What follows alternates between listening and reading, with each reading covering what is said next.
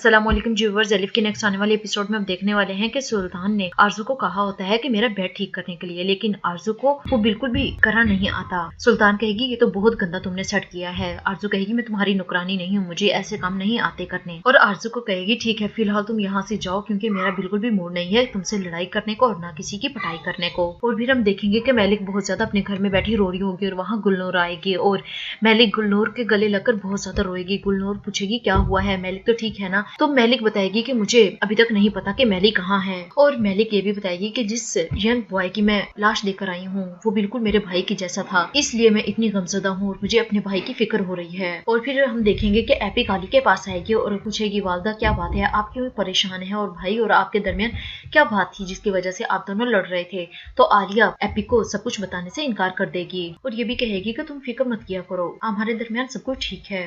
और फिर हम कनान को देखेंगे जो मैप को देख रहा होगा और कहेगा कि इसकी असल हकदार मेलिक है और मुझे ये मैप उसे ही देना चाहिए, मुझे अब ये जमीन उसे दे देनी चाहिए जो कि उसकी मलकियत है। और फिर हम देखेंगे कि सलीम सोने से पहले ज़ैनब से बात करना चाहता है और कहेगा कि सुबह तुम्हें क्लास लेने के लिए जाना होगा। ज़ैनब कहेगी बिल्कुल भी नहीं, सब लोग मुझे इस तरह देखकर हंसेंगे, मुझ पर बातें करेंगे। और मेरी एक बात याद रखना, लोगों की वजह से या उनके डर से अपनी क्लास तुम नहीं छोड़ोगी और जो तुमने ख्वाब देखे थे उन्हें पूरा करना है तुमने। और फिर हम एलिफ और टूचे को देखेंगे जो क्रास के पास किचन में आएंगे और कहेंगे कि हमें स्विमिंग पूल पर नहाना है। क्रास कहेगी वो रहा स्विमिंग पूल जाकर नहा लो।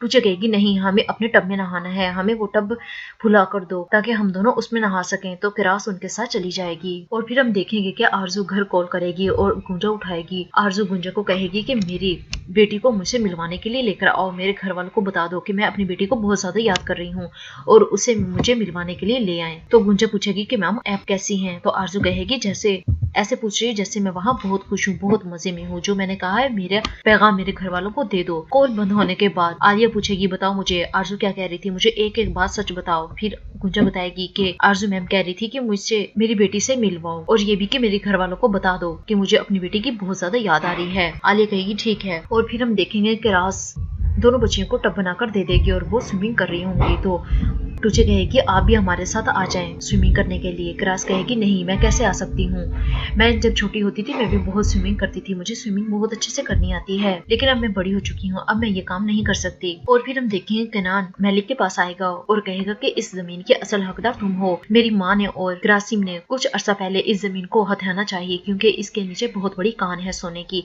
इस वजह से मेरी माँ और ग्रासिम ने वहां से लोगों को आहिस्ता आहिस्ता निकालना शुरू कर दिया। और फिर जब तुम्हारे वालिद ने वो जमीन छोड़ने से इनकार कर दिया तो ग्रासिम ने उन्हें मार दिया। ये सब कुछ मेरी वालदा ने नहीं बल्कि नेक्टिट ने किया था, ग्रासिम से ये सब कुछ करवाया था। इस तरह मेलिक भी हर बात को अच्छे तरीके से समझ जाएगी।